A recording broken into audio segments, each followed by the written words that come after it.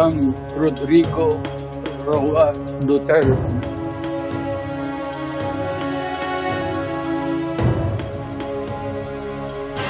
Binisita sa detention center si dating Pangulong Rodrigo Duterte ng kanyang common law partner na si Hanilet Avancenia at anak na si Kitty para ipagdiwang ang kaarawan ng dating Pangulo.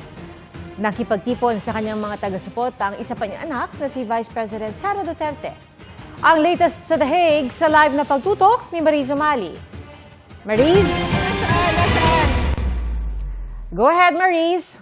Yes, Pia, dalawang mukha nga ng pagtitipon ang nasaksihan o natunghayan sa ika-80 kaarawan ni dating Pangulong Rodrigo Duterte kahapon dito sa Scriveningen Prison. Makikita yung pagtitipon ng mga taga-suporta na ipinagdiriwang ang kanyang buhay. At sa isang banda naman ay nagkaroon ng pagtitipon ang mga nananawagan naman para sa hustisya para sa mga biktima ng umano'y extrajudicial killings noong administrasyong Duterte.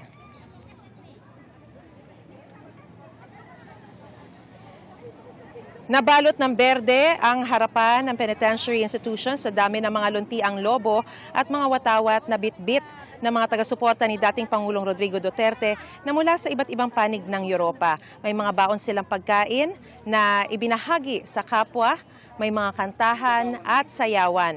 Kabilang sa mga dumalo sa pagtitipon sina Senador Robin Padilla at Attorney Harry Roque. Sa talumpati ni Vice President Sara Duterte, nagpaalala raw ang ama sa mga taga-suporta na hayaan ang mga abogado at korte na magdesisyon at sundin ang proseso ng korte. Alam daw ni dating Pangulo ang mga isinagawang pagtitipon para sa kanya. Bumisita rin sa detention facility ang common law partner ng dating Pangulo na si Hanilet Avancenia at anak na si Kitty na napahintulutan ng makita ang dating Pangulo kahapon. Binisita rin siya ng abogado sa loob ng kulungan.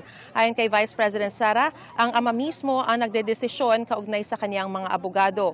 At kabilang daw sa pinag-aaralan ng kanilang kampo ang paghiling ng interim release. Narito po ang pahayag ni Vice President Sara Duterte. Kung mag-single tayo, mag-selfie kayo, baka umabot pa tayo ng September Papers 23. coming from the ICC. So we're waiting for the papers of 2 more lawyers, and then we're currently recruiting 1 more lawyer, excluding the Filipino lawyer. I do not know right now what will be the terms of an interim release, if at all there will be an interim release. But I understand that is one of the items that the lawyers are thinking about and discussing. Hindi naman daw nababahala si Vice President Sara Duterte at ang buong kampo ng Duterte na nakapagsumiti na ang prosekusyon ng 181 pieces of evidence sa International Criminal Court dahil naniniwala sila na kailangan mapatunayan ng husto yung sinasabi raw na libo-libong napatay noong panahon ng Administrasyong Duterte. Sa mga sandali pong ito, nakikita po natin na napakarami rin pong mga taga-suporta muli nagtipon-tipon dito sa harapan ng detention facility para ipahayag po yung kanilang pagsuporta pa rin at pagdiriwang pa rin ng kaarawan ng dating Pangulo na si Rodrigo Duterte at makikita po natin na may mga hawak pa silang mga watawat nang galing pa po sila sa iba't ibang panig ng Europa. So yan muna ang latest na sitwasyon mula pa rin dito sa The Hague, Netherlands. Balik sa iyo, Pia. Maraming salamat, Mariz Umali. Nagtipon hanggang gabi ang mga supporter ni dating Pangulong Rodrigo Duterte para ipagdiwang ang kanyang kaarawan sa iba't ibang panig ng bansa kahapon. Sa Davao City, umabot sa 60,000 ang nagtipon sa Peace Rally ayon sa Davao City Police. Nagpasalamat si Davao City Mayor Baste Duterte sa lahat ng supporters ng kanyang ama.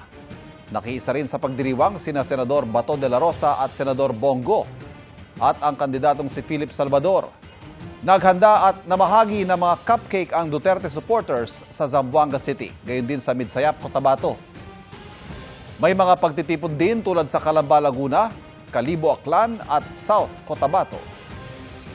Inilunsad ng iba't ibang organisasyon ang programang Duterte Panagutin Europe Campaign Network.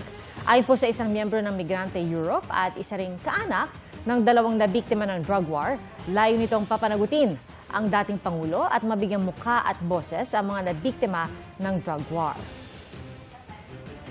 Binigyan parangal sa 3rd Laureus Nobilis Media Excellence Awards ng Lyceum of the Philippines University, Cavite, ang ilang personalidad ng GMA Network, kabilang ang aking partner, 24 Oras Weekend anchor na si PR Kanghel.